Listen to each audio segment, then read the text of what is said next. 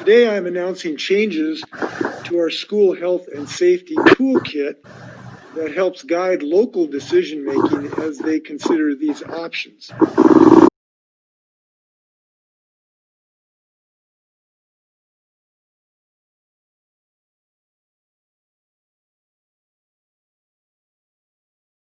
This is based on our new data that has given us high confidence. It shows that schools can successfully limit the transmission of COVID-19.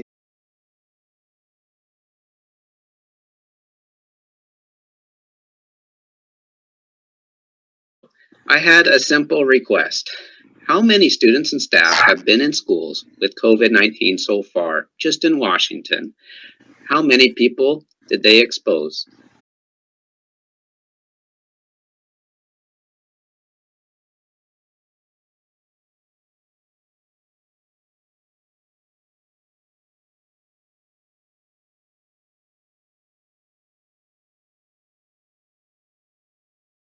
In early December, Clark County Public Health erased this data from their website and only published cases of transmission before they told you how many students, how many staff had COVID in the schools and at what dates. And then it just so happened like a week later, Governor Inslee changed his definition of what was safe from 75 per 100,000 to start looking at open up schools to in-person learning to 350, with the stroke of a pen.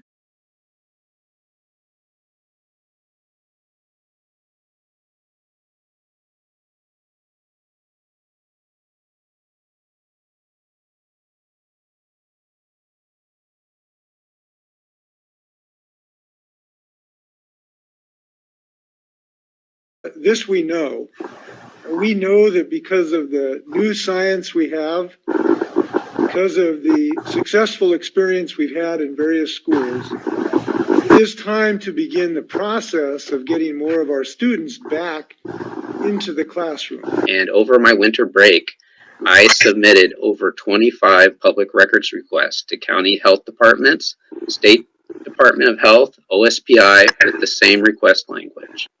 1, data on all COVID-19 exposures this school year, and 2, the number of close contacts they may have had that would need to quarantine. I thought this was a pretty simple thing to know, and they must have this data to make these changes in safety. They must know how exposed teachers and staff have been and will be this year. I want to just share some of the scientific data we have on which we're basing these recommendations. Very heartened by the recent data and research, both from national experts at MIT, Brown University, and Harvard, and from experts here in Washington. We have had a few infections transmitted in our schools. Most have been relatively small, with 2 to 5 cases, including in counties where COVID activity is actually very high at the moment.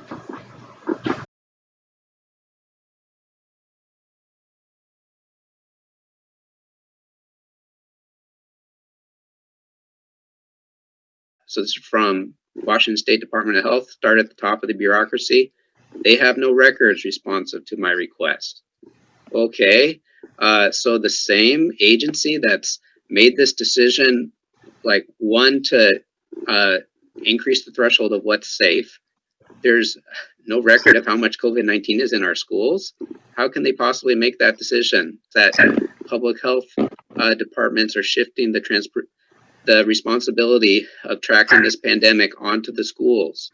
So they're asking OSPI to tell us about a pandemic, not a public health department. So it's at the state level, but it's also at your local level. And the reason why they've done that is because the level of transmission of COVID-19 has overwhelmed their health departments. So then why are we going back? So let's go to OSPI. We are a state that has been driven by data, and we've taken that very seriously from moment one.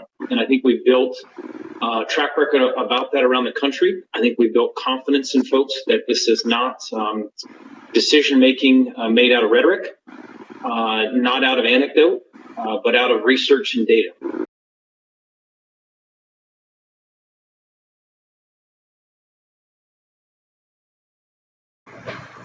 These suggestions are based on demonstrated success of these health and safety protocols, beginning with our youngest students. I know some would have liked to seen this sooner, but we have data and research now that we did not have 6 months ago or 3 months ago.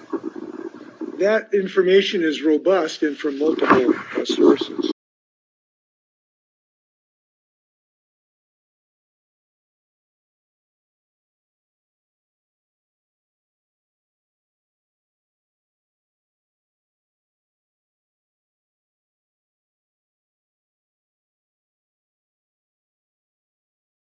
So do they know how many COVID-19 cases are in schools? No. They say go contact each individual school. So no state agency is compiling any of this information, but then they're making state decisions that impact the safety of everyone in our state.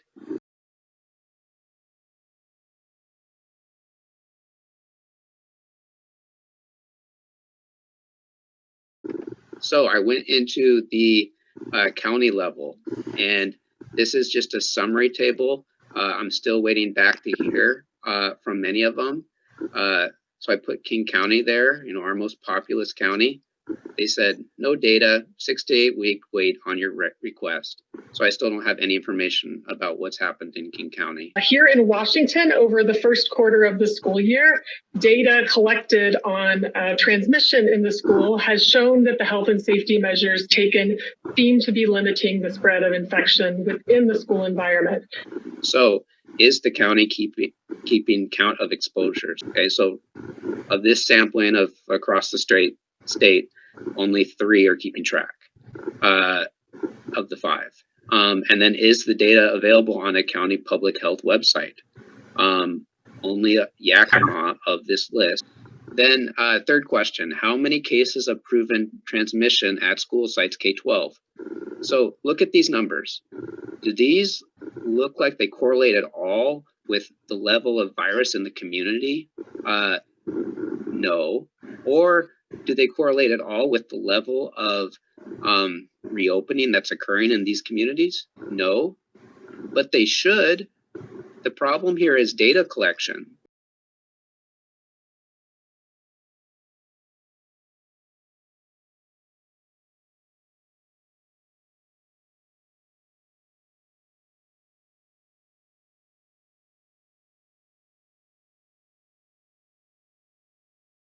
We know without any testing and so many asymptomatic cases, this is very underreported. In areas where the community rate of COVID is higher, we do see more outbreaks. However, the majority of these outbreaks have been very small.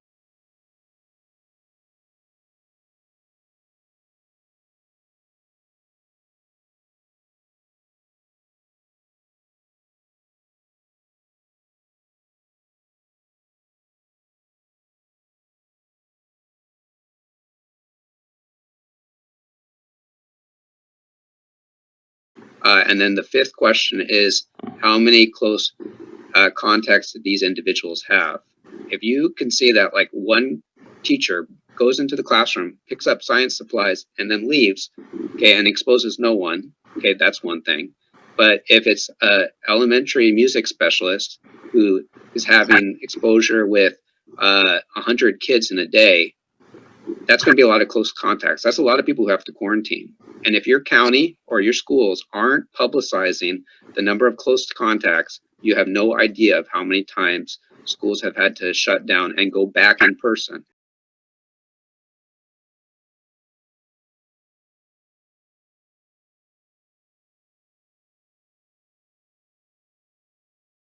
Asymptomatic spreading among adults and school settings is underreported, and each county and school is doing it differently, and none of the data is being compiled. Number 2, the count of staff and students in schools with COVID-19 and the quarantine numbers of close contacts is important to understand the level of transmission COVID-19 has on in-person learning. I think like the key question that comes out of all of this, with this really incomplete data, how can parents get a sense reasonably of how safe it is to send their kids to school when they have no idea how much COVID is in the school, and that if it's getting kept track at all, it might be secret from them?